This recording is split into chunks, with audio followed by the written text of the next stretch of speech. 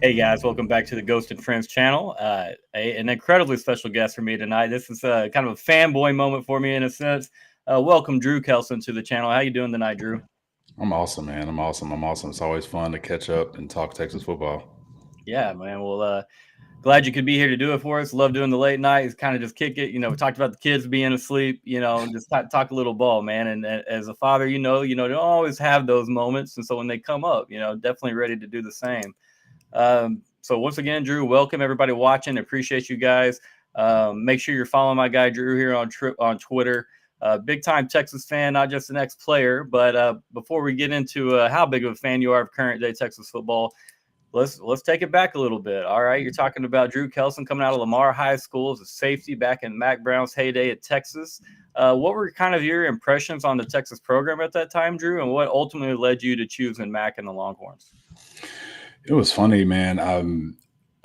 Lamar, we had a couple players maybe a few years before me who were highly recruited, and really Rod Babers was one of them. But even in the same DB backfield as him was like Warren Sapp, who went to Notre Dame. We had a couple guys who went to A&M, but getting recruited really wasn't on my radar the way it is on kids' radars today, like very early. I think I realized my freshman year in high school when they were asking me if I would want to play varsity, and I was like, I knew I was good, but okay, like let's I can go to college for this. It's kind of weird. But I had always told myself I wanted to leave the state. I'd always told myself I wanted to go away for school, just in general, just even from an academic standpoint. I just felt like, I want to go somewhere else, see somewhere else, do something else. And what's funny is I'd gone to Texas relays and run at Texas relays. And I think just that experience for me, I was like, I ran, it's cool. Like Austin's cool, but I wanted to get out of Houston. But there was a coach that was at LSU. I had a really good relationship with, who Coach Mike Haywood, and he left LSU and came to Texas. And he had been recruiting me at LSU. Now I was not looking to go to LSU, but I had a relationship with him. And he was like, man, if you just come to campus, you're going to like it. And I was like, okay, cool. Came to campus. I tried to hate it because I'd been convincing my mom, like, I want to visit out of state. I want to go look elsewhere. I wanted to look at California. I wanted to kind of do a little bit more, but I got to Texas, tried to hate it, loved it. Really loved it. Mac it's not even the recruiting. The person Mac was when I met him, when I sat in his office and met him, is the same person he was when I graduated. Okay. And there's certain people you meet and that's what you're getting. And Mac was one of those people. So I think for me, it was just easy. Academics made sense. The tradition, the history made sense. And I really wanted to be a Longhorn. I really wanted to go to Texas. So it went from trying to resist it to just falling in love, and we're burnt orange everything. So there you go, man. Yeah, I mean that for me, I'm a teenager, and I still paid attention to recruiting, and so like you're like I can go to college for this. That's the kind of the way that for me it was like I was young and I'm looking around and I'm like, wait, you can like go to school and play ball, and they take care of some things or most things. And but yeah, my dad had me hooked on Texas recruiting at an early age, and so if there's a big time recruit or if there's anybody out of the Houston area, because that's where he thought the dogs came out of, he's notified me and letting me know. And so like the first time I hear your name, I'm like, okay, Dad, that's awesome. I'm like 13 or 14, and I'm like, all right. And so all of those recruiting classes back then, I mean, those are some special classes, man. You were part of a great group, obviously. So obviously, everyone knows you're part of the national championship team. You're talking about having a massive national championship game, in fact. Talk to me a little bit about that season. Like, I mean, y'all knew after the Michigan game in 04, or I guess technically the game was played in 05, but part of the 04 season. Did you feel that team, like you knew, everyone knew, y'all knew you could be different? We hear about all the off season summer workouts and just kind of the alignment and togetherness of that team. It felt, from the day one that, it was like, hey, if we can get maybe by Ohio State here, got a really, really good shot at playing for a title. There's two different parts to that. So on one hand, for sure, like we knew we'd be good, but honestly, it's hard. Like people, I'll probably say this anytime I get a chance to. It's easy to get excited for a game. If you're playing 13 games a season, anybody can roll out there and get excited for a game. Yeah. It's really the other 350 days of the year. How are you spending it? You can't be excited for a game on those days.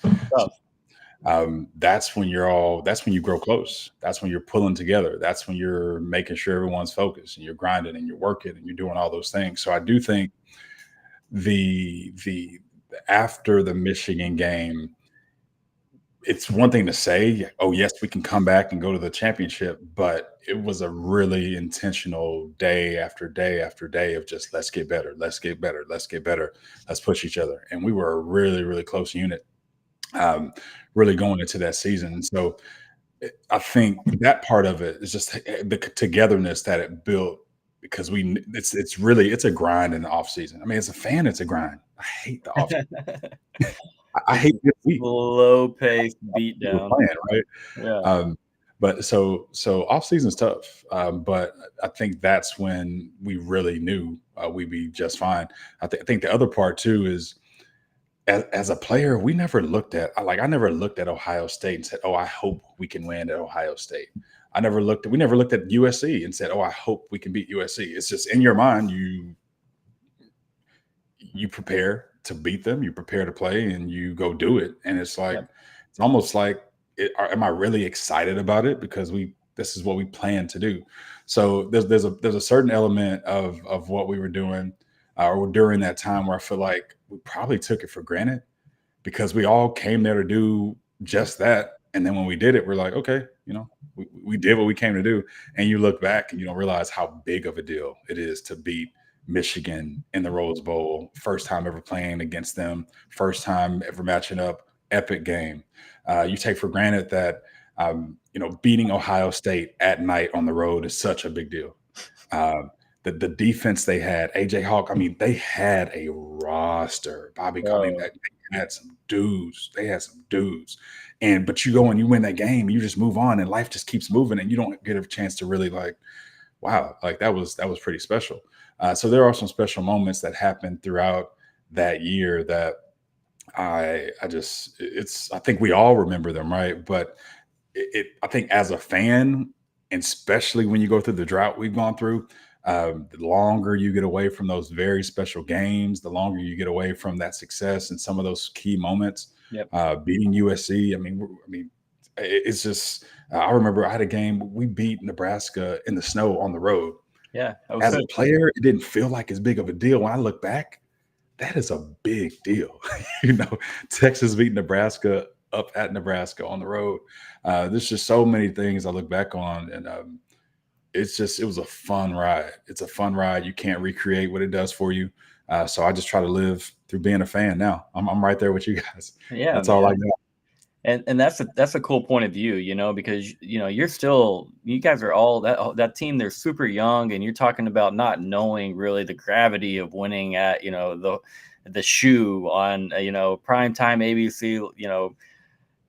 Brett Musburger made sure those people watching on TV, he knew how big of a deal it was. And so I talked to you a little bit before we went live about the emotions of that game. And I mean, that to me, if somebody was like, hey, Drew, what is your favorite moment as a player, but you can't say the natty, would that one be up there in consideration, or do you have another one?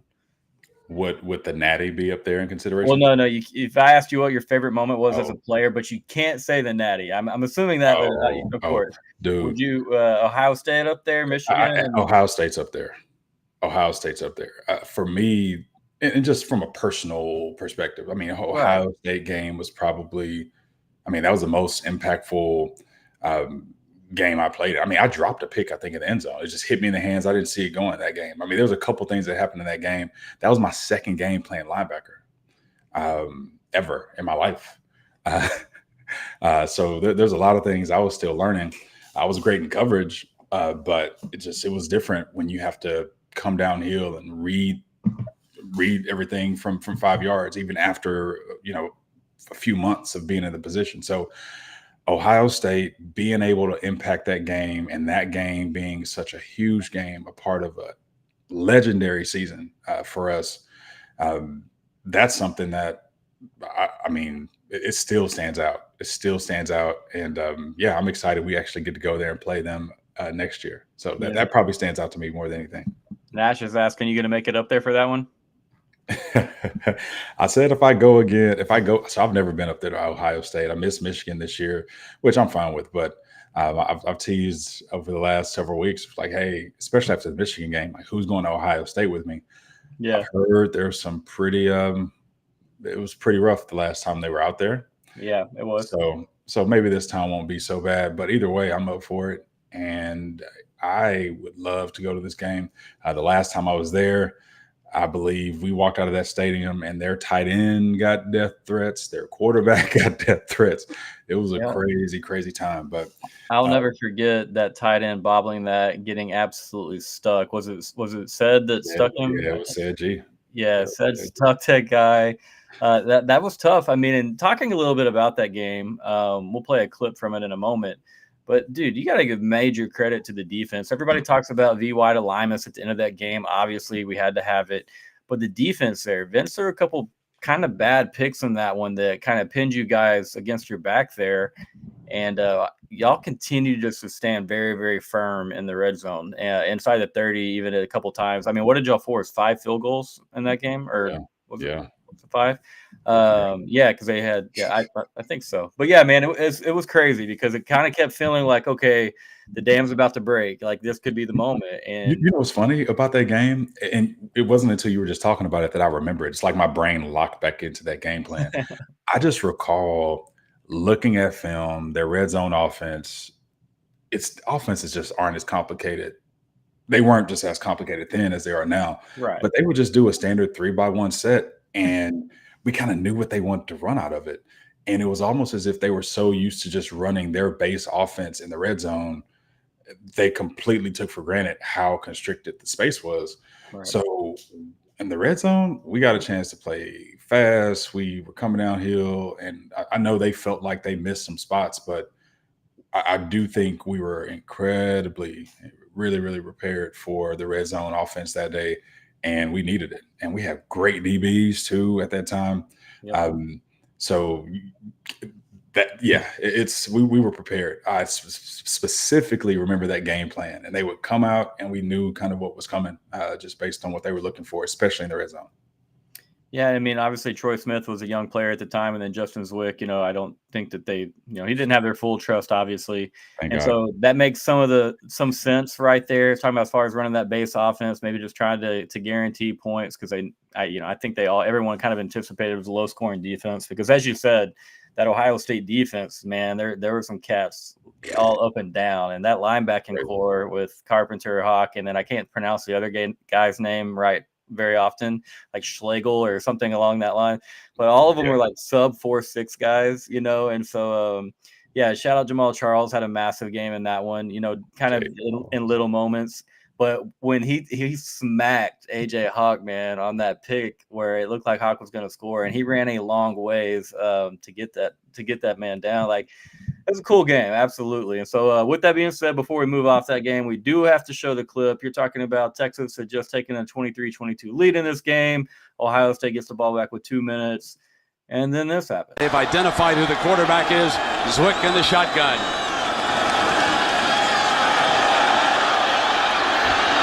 Takes off. Fumble, no question. Ball loose. Texas, Robson's got it to the 20-yard line. Drew Kelson knocked the ball free. Pretty cool, man. Britt Musburger was pumped about it right there. We were pumped about it watching that one. I told you earlier I was going crazy talking to an uncle trying to update him on the phone. You see Brown Robinson scoop that up, obviously go down eventually. What's going through your head immediately after that happening, knowing that you pretty much just iced one of the bigger Texas wins in a very, very long time? Did you realize that at the point, or? I mean, what was going through my head was I was happy I made that play because I was not in the right spot on that play. So I got chewed out at film. The running back blocked, and when the running back blocks, I'm supposed to add myself into the pressure. Nope, I dropped back into the zone.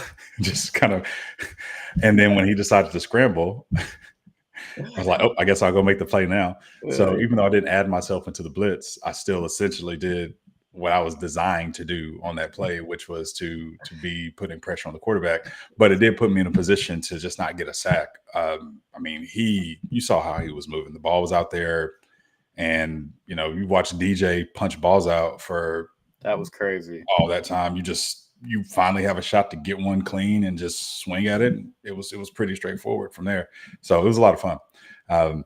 But yeah, I was not in the right spot. So the first thing that went to my mind is I'm going to get chewed out in film. The second thing was B-Rob got the fumble recovery. I don't think anybody even noticed who got the fumble cause. I didn't care. I was just on the sideline. Brett had your back there, yeah. But I'm gonna be honest with you, man. It took me a little while to realize, like, oh, B-Rob didn't do that all himself. It was a team effort there. It's kind of funny you talked about, almost kind of being in no man's land, and then it ended up being Justin Zwick who ended up in true no man's land and got met with you.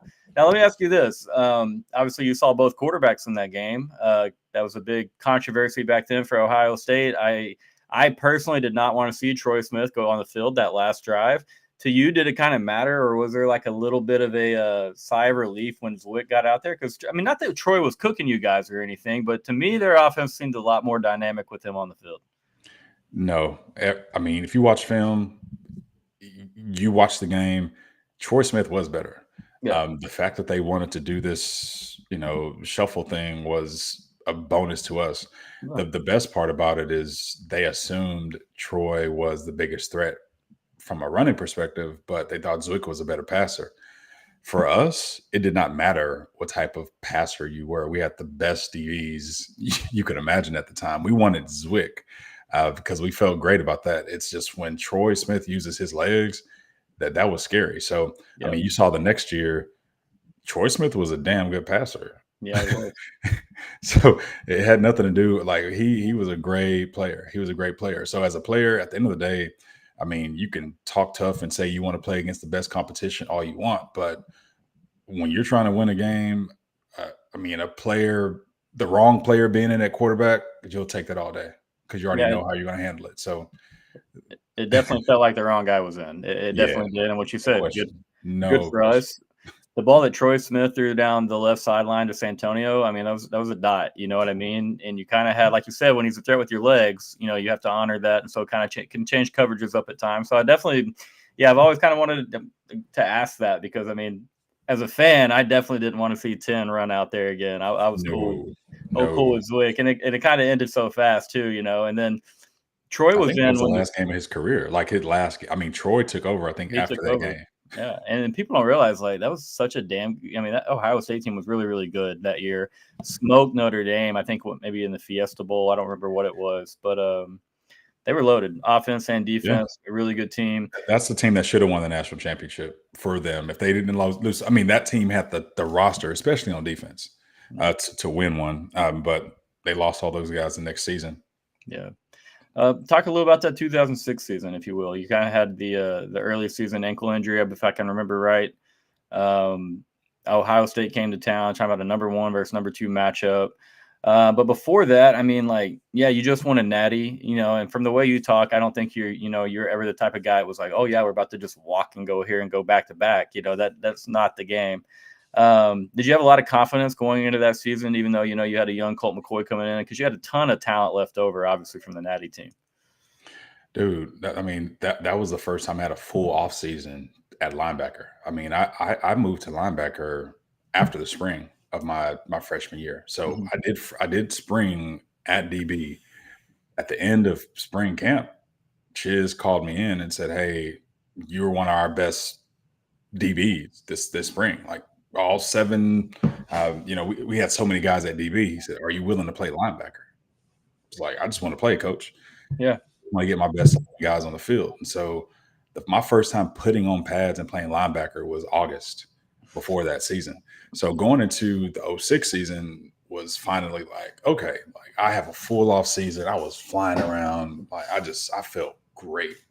It was the Wednesday before our first game, and I was guarding J Mike on a route, and just we both went up, broke up the pass, and he just came when he came down, he came down on my ankle.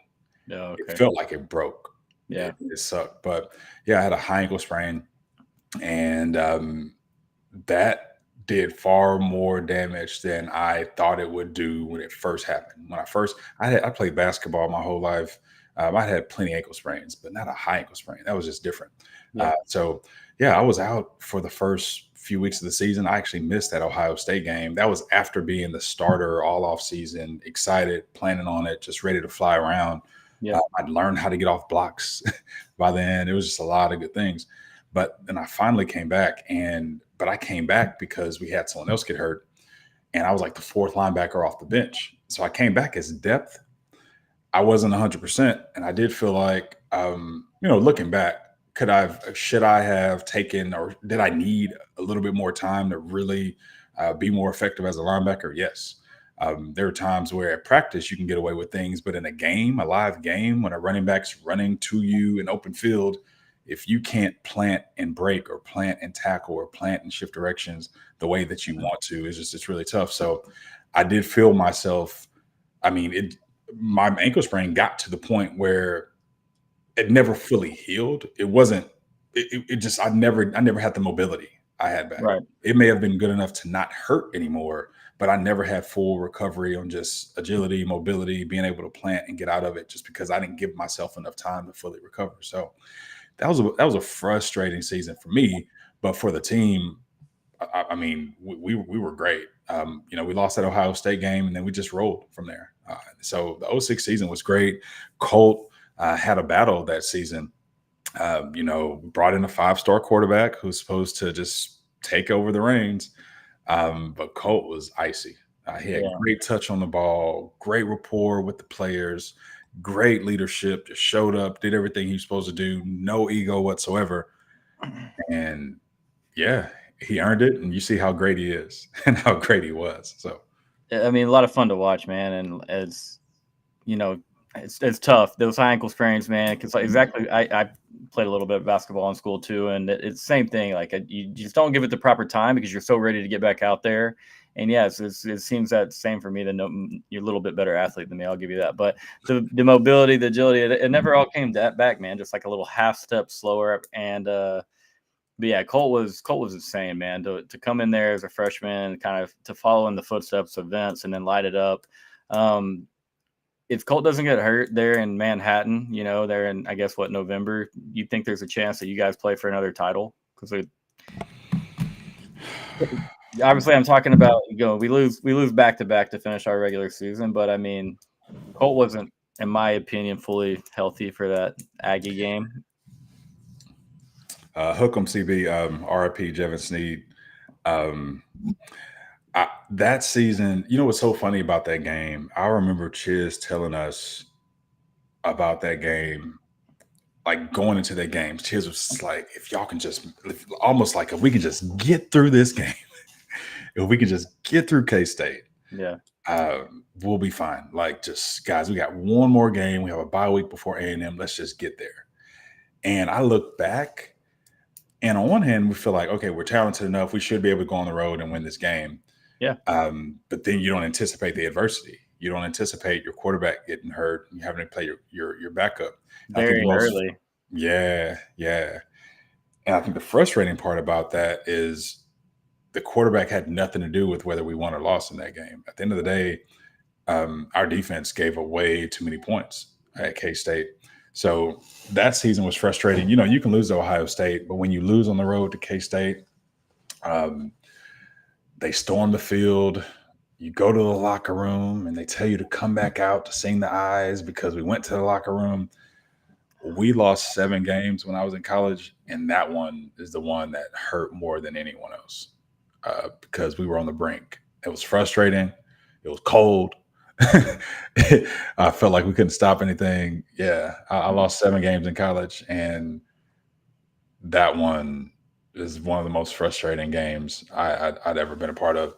There wasn't many times where Texas scored 42 points in the 2000s and, didn't win the game by a few touchdowns. It is a weird game. I want to say they scored on special teams. They blocked a kick maybe or something. Just one of those games, man. One of those games that kind of makes college football great if your team's not the favored team there that's kind of, getting upset. But I just feel like we didn't have the right mentality. At the end of the day, it was almost like we were just trying to make it. Just like, if we can just get through this game, guys, we get a break. And it's like, no, we got to – I'm not sure if it would have made a difference. But at the end of the day, it just felt like we were just trying to get by as opposed to we need to go dominate. Yeah. Let's go win this wrong game. And let's go show that we are as strong and as good of a team as we are. So anyway, Sorry for bringing that one up. That was tough. We won't even talk about the A&M game because that one was the opposite. You guys did everything you can. You give up 2 scores in the entire day. Were you okay for the A&M game? I know you played in the K-State game. Were you able to go for A&M? Yeah, I was able to go for A&M. I still wasn't. At the end of the day, I never got back to 100% that until the end of the season. It was just one of those things. You get to a certain point, and unless you rest, that's where you stay. So that's just how that year went. Random question, fast forwarding an entire season, but obviously the 2007 team, we had some ups and downs there.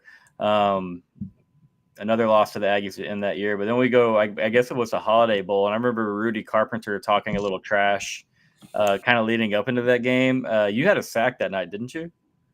I think I did. Yeah. Okay. Yeah. I remember the sideline chanting Rudy at the end of that game after they knocked him around a few times. Fun game for Texas fans. It's fun to have. Listen, I don't care really much about bulletin board material or people talking, because a lot of times when guys are talking, it's misguided. So you just try to ignore it. But even when we saw Rudy Carpenter in person, like at mutual events, there was just a certain energy there. We're like, wait, you just don't respect us at all. It's just a different deal. Which is really interesting considering, talking about.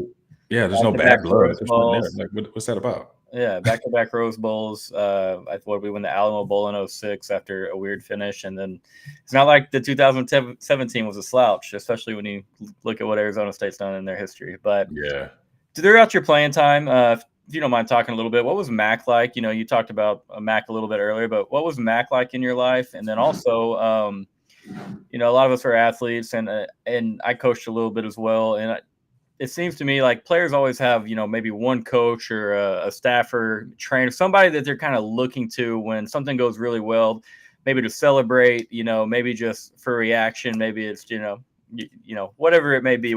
Did you have a coach on staff that was that guy for you, that maybe wasn't Mac, it's just somebody you always went to first? Our strength coaches, I don't think people realize how close you are to your strength coaches. Like, your strength coaches are basically your culture coaches. Yep. They are your coaches who are there when your position coaches are on the road.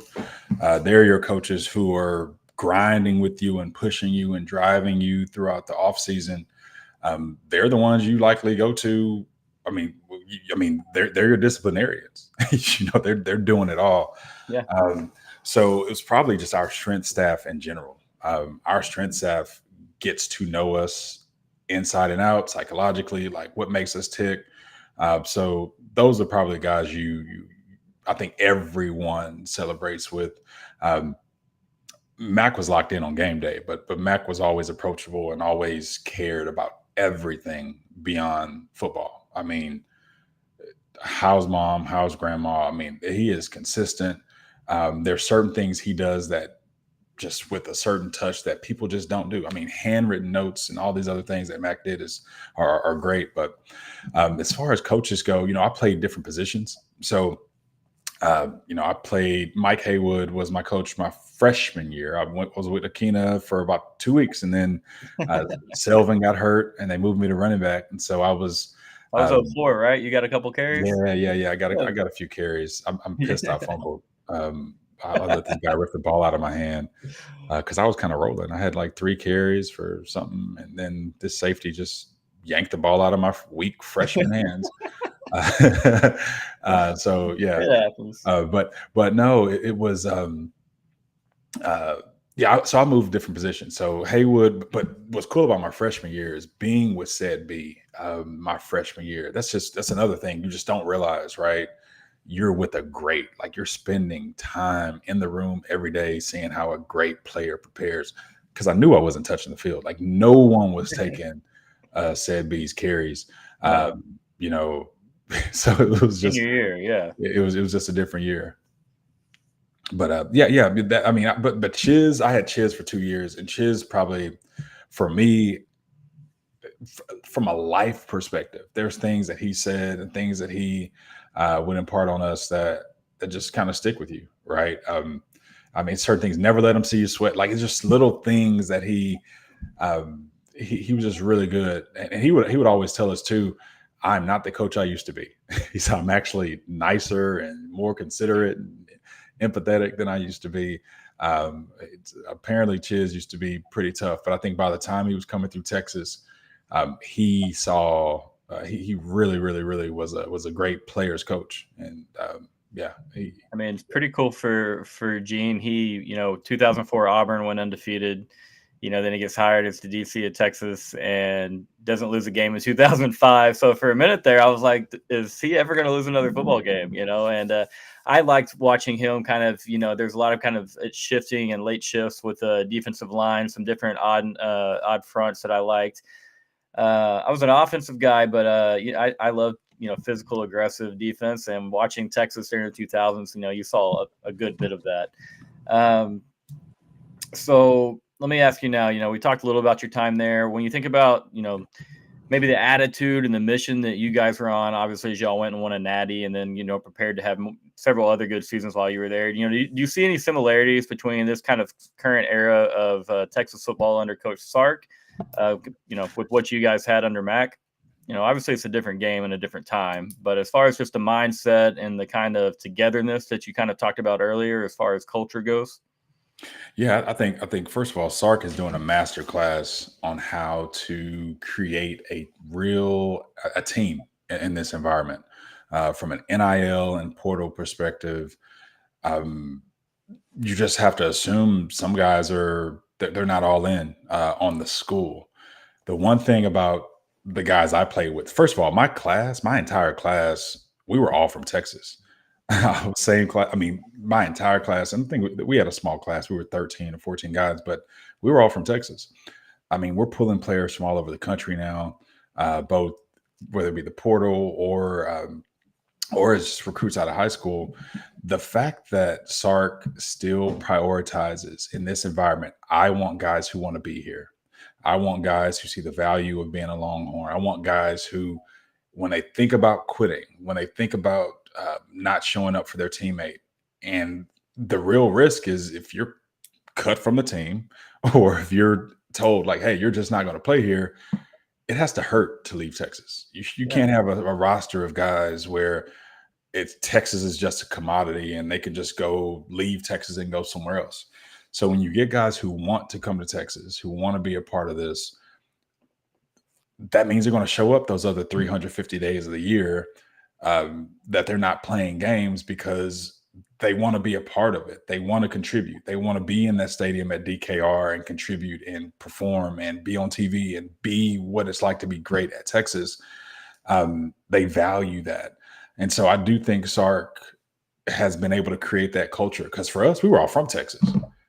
It meant something to us to represent Texas and wear Texas on our chest and have that Longhorn on our helmet and be the best from Dallas and Houston and East Texas and West Texas and like wherever. Like we took pride in that. So that's one thing I still appreciate, is these guys take pride in what it feels like to wear burnt orange. It means something to them. So I appreciate that part of the culture. The other part of the culture is the development part, the part of, hey, it's not necessarily waiting your turn. You want to compete, you want to press guys and push guys, but there's no entitlement. And so I've said this too. If the fact that Arch Manning is willing to sit behind Quinn Ewers, what does that mean for Jonte Cook or DeAndre Moore? Or Ryan Wingo? I mean, any of these guys who, in any other setting or any other culture, in a lot of different ways, we think they should feel entitled to just being a sole and only guy, just like Adonai Mitchell was and Xavier Worthy was. They thought they would get the exclusive reps, at wide receiver. You just assume that that's going to be an issue, but these guys see the bigger picture. They see the need to be developed, and Sark feeds everybody too. So it's just Sark does a really good job. When you talk about similarities, I think from a cultural perspective, everybody's working. Everybody wants to be a Longhorn. And frankly, when you have those two things rolling,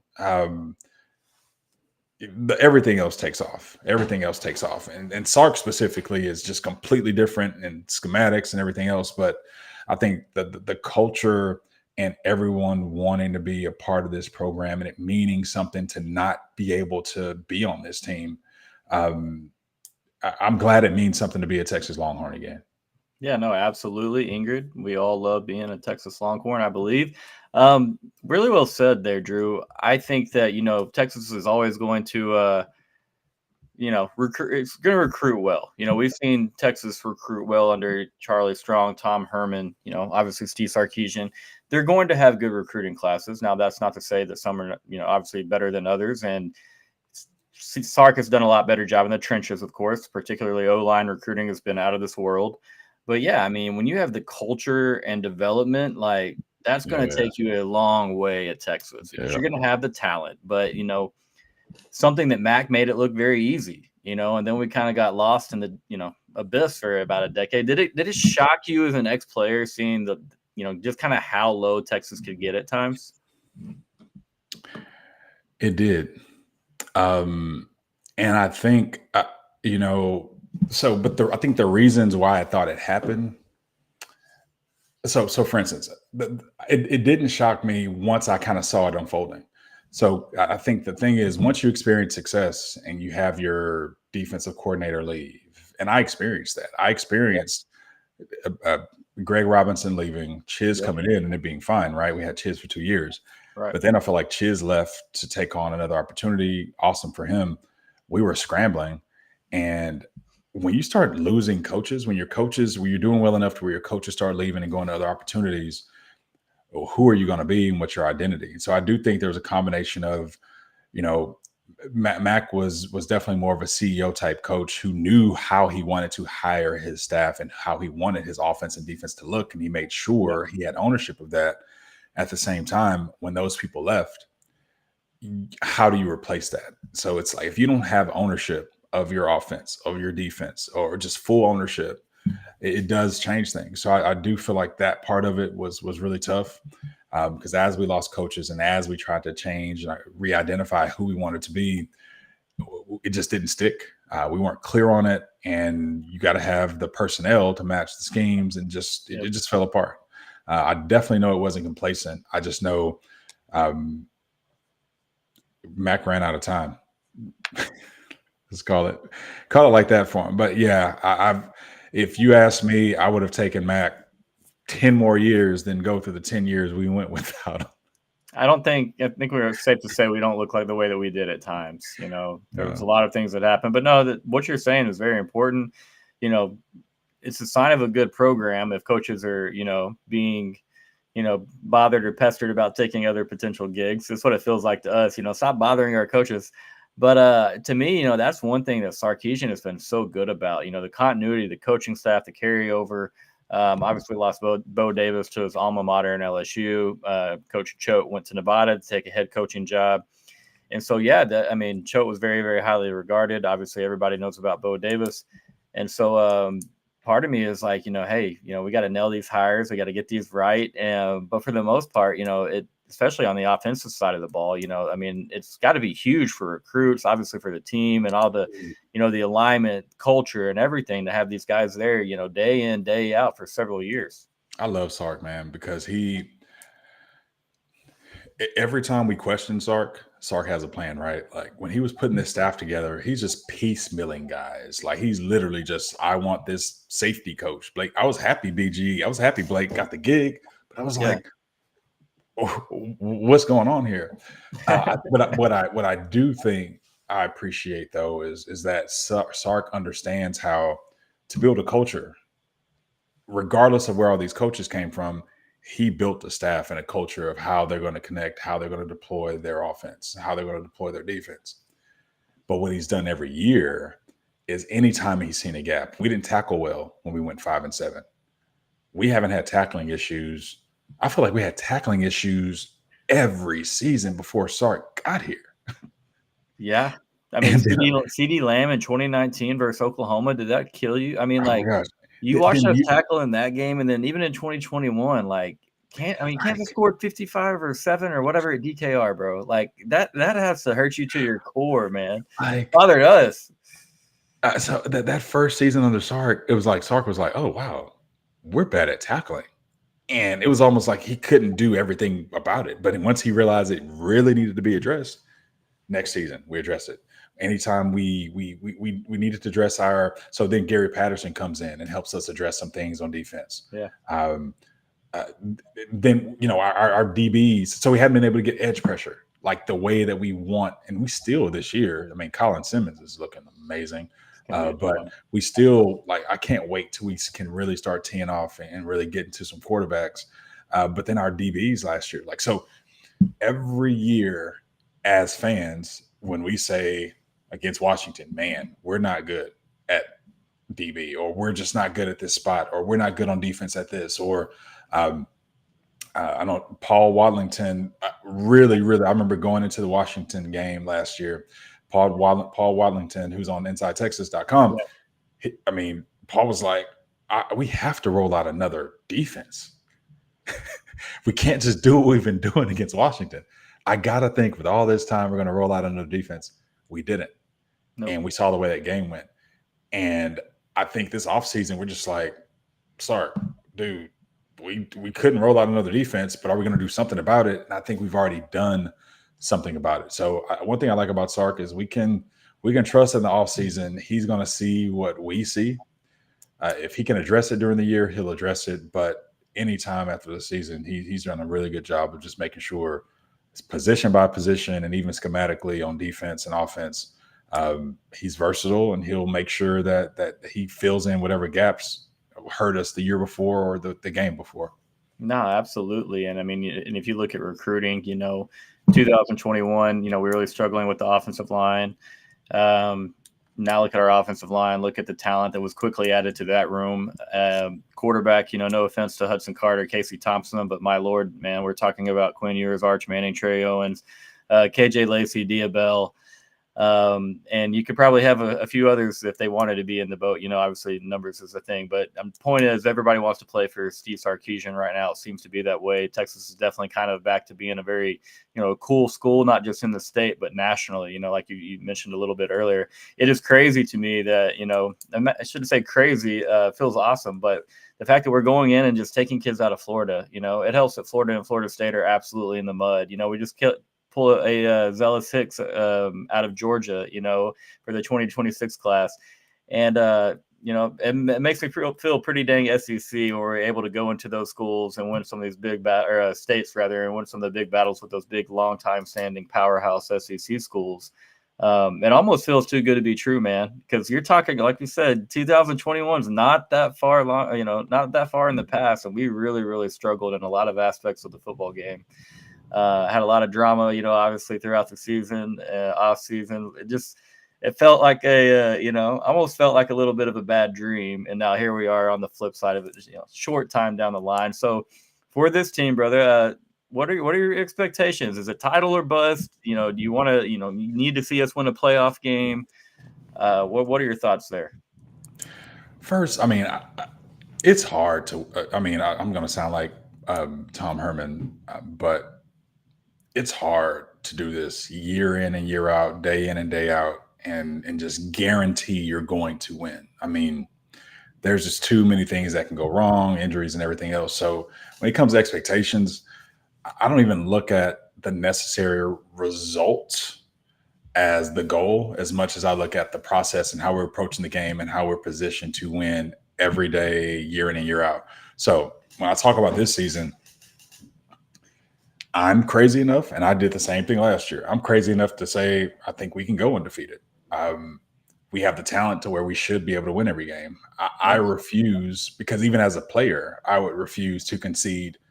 Oh yeah, we'll probably lose a game or two, but as long as we get to the playoff, that's just not that's not how I'm wired. Like I now, if we lose a game, okay, I understand why we lost. I'll evaluate the game and everything else. I'm like, hey, we lost.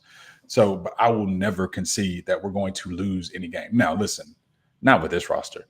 There were several years we've had over the last 10 years where I would have said, hey, man, if we can win 8, take it and recruit, something, I'd be great. But with this roster, and I felt the same way with last year, is if we have a chance to go in every game and win, then I expect to win every game. And that's just, if I was a player, that's exactly how I would feel. And with this roster, these quarterbacks, this defense who has not been tested, but I already know is nice.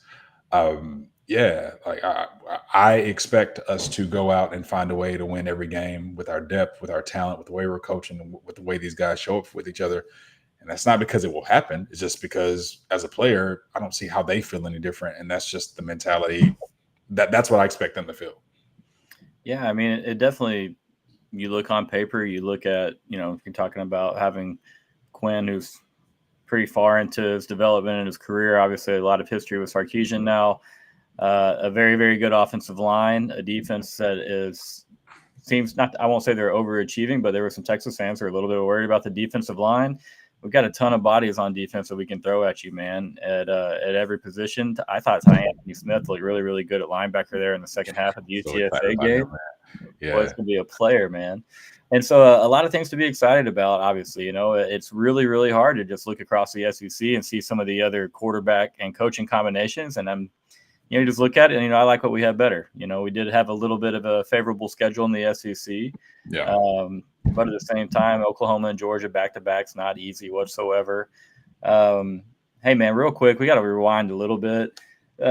Texas had lost 5 straight games to Oklahoma. You guys went in there in 2005 and absolutely blasted Rhett Bomar alive.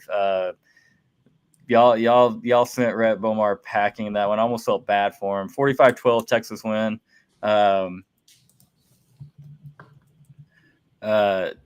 So yeah, 45-12 Texas win. How did it feel to kind of end that whole Red River kind of curse, I guess you'll say? It felt like the Sooners were in our heads a little bit. The best part too, because it was a couple things there. Adrian Peterson was recruited around this. I mean, we were the same year. And so it was Rhett Bomar and AD were the top 2 running back and quarterback. Frank Ocam, my roommate, was a top DT in Texas.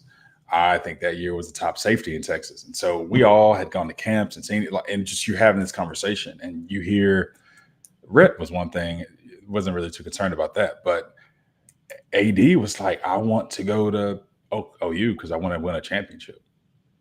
And I got that part when he said I got the fact that he didn't want to play play behind said B, and Mac wasn't going to test that or challenge that at all. And hell, I mean, said B in a different era, a different time, probably would have left the year prior. It's just it's a different time. So, good point. But AD didn't come here because Mac was not going to take carries from said B. It is what it is. But to have someone or people say they're going to OU to win a national championship, and have those same people not come close and haven't come close since then. I say haven't come close. They've been closer than we've been. Let's just put it like that. However, I think that was a cool part. For me, it wasn't so much about the streak as much as it was about how that streak played a part in the story for that season. Yeah. I still am not happy with how that rivalry has trended and where it is. No, I mean, I'll tell anybody, and this is maybe another player thing. I have immense respect for OU and what they've been able to sustain. I hate it. I hate them. It's 1,000% clear. But nah, that's never set right with me that we just haven't been able to go into that game consistently. And I feel like over the last 12 years, when we've won, it's kind of been more of a shock than an expectation. The years we've won, we didn't expect to, and then the years You're we've not expected lying. to, we've lost. So Every time we've just need, won, we I need to was get that shocked. back on track. We need to get that back on track. That's not the way we want it to be. But at the end of the day, that was a big one. Beating OU in that game, because the year prior we lost 12-0. That was tough, man. We lost 12-0. I think AD had 296 yards. Didn't get in the end zone though. Did get in the end He zone didn't though. score. So, I think that was Jawan got their only tutty that day. yeah. That was a tough one, man, because like I was so fully prepared to take that dub because DJ had that late pick on Jason White, and that ball scathed the grass a little bit, okay? And I didn't care. I was like, you know what? I don't care how we got to get it. Just Vince, Sooner defense was really, really good that year, obviously, and then Vince was ready to come out, just needed a couple more weeks. That 12-0 game was the first time as a player where I heard, I got to experience fans talking trash about the coaches. I think everybody was pissed off because you're right. Huff balled that game. Yes, AD had 296. Huff balled that game. DJ balled that game. I mean, there's just certain things that happen. It's just like, how do we lose this game 12-0? But yeah, that was DJ had he had the kind of the forced fumble there on Jason White where he swung around the corner, and I was like, this is our time right here. We're due, and OU just kind of had our offense in a box there. We just really couldn't take the top off of that defense yet, but that was a lot of fun, man. That 2014, you could see it coming. That second half with Oklahoma State, dude, that was crazy. You're talking about 35-7 game with 2 minutes left in the first half. Both gave scores, and then a 42-0 onslaught in the second half. Well, then you go to 05, and what was it, 28-6, and we win 4. So you guys win. So what you talking about 93-0 in the second half over a 2-year span against Oklahoma State, man. Oklahoma State. Who else do we do this with? Kansas. The 04 Kansas game. That was a tough game to watch, man. So that was the one game our freshman year where I can't remember what happened, but I didn't travel to Kansas that game. I don't know. I'm trying to think, what were we doing? I didn't travel that game, but I remember being back home in Houston watching this game and and for me, I grew up in Houston. VY, I don't think people Vince was like, oh, we're going to win regardless, right? Yeah. And I remember being in the game, almost sounding like a fan at home, like, Vince, VY, come on, V, what do you do? Come on, just win the game already. What are we doing here? I mean, what was it? Was it 4th and 17 or 4th and 19? 4th and 17. 19. I mean, and he just sidesteps that one cat and then walks essentially to a first down. And it was like, all right. And then obviously found Tony Jeffrey there in the end zone for the game winner. Crazy times, man. Really cool that you got to be a part of the program around all that, man. And I'm not going to keep you too much longer, but we talked a little bit on the timeline about maybe giving away some tickets today. Have you looked through? Have you found your winner for a ticket giveaway? It's 2 tickets for this weekend versus ULM, courtesy of the one and only Drew Kelson. All he requested was a follow on Twitter and that you share who you might take down in our comments. And so I think you've looked through some, and whenever you're ready, Drew, no rush on that. So it's funny. I bookmarked several people who responded, followed, and everything else, but the person who's been active here, Ingrid, I've seen her popping up. She's been interactive. She's here. She's communicating with us here on the live. So Ingrid is the person who I've seen engaged here the entire time. that's the first name that popped up. So if Ingrid is still available to go, Ingrid Earls. Ingrid, I know you're there. Come on, girl. That's awesome. I really hope she's able to do so. She is a big time major X, Twitter, whatever you want to call that. She is very aggro on there. She's all over it. She doesn't care if there's Tennessee fans, A&M fans, Mizzou fans, Oklahoma fans. She doesn't back down. Ingrid is 10 out of 10. Yeah, so I'll be honest with you. There were at least a dozen people who I was just like, oh man, I don't know who I'm going to pick here. The name that keeps popping up is just throughout this time we've been talking. It's been Ingrid. So Ingrid, thanks for joining us. Thanks for hanging out. Thanks for questions. Thanks for just being here with us too. So Ingrid, those tickets are yours. I will DM you to let you know how I'll get those tickets over to you. That makes me incredibly happy, man. She is here on every show. She is always supportive. Even if she's only dropping in to maybe say hi, she's always throwing the horns up. Awesome. And so, Ingrid, you more than deserve that. You're a good friend and an awesome Longhorn. So congratulations. Obviously, Drew just said he will get in contact with you. Thank you for everybody that answered that. It's fun to see, people excited about getting a DKR. We'll try to find a way to do some more giveaways for you guys. I think that's a great idea. So, Drew, thank you for bringing that to the channel. And I will have more, just so people know. I have season tickets, and I don't go to all the games. I can't make it to all the games, but I want to make sure Burnt Orange is always in my seats when I can't go. So this won't be the last time. So I'm excited. Ingrid, I didn't know Ingrid prior to this, but the way Ingrid's been locked in during this live has been fun. So Ingrid, I'm excited you get to go. And yeah, there will be more. I have more. There will be more. I can't make it to all the games. So I'll just be on the lookout. Very cool. Drew, he gave away 2 tickets last weekend, guys. Most importantly, Drew, Longhorn football alum, but he's just like us at the moment, man. He bleeds Burnt Orange through the TV set or at DKR if he makes it. Big time Longhorn fan. He, all he cares about, he talked a little about this, is seeing the Longhorns in a better spot. He's a massive believer in what Sarkisian has done.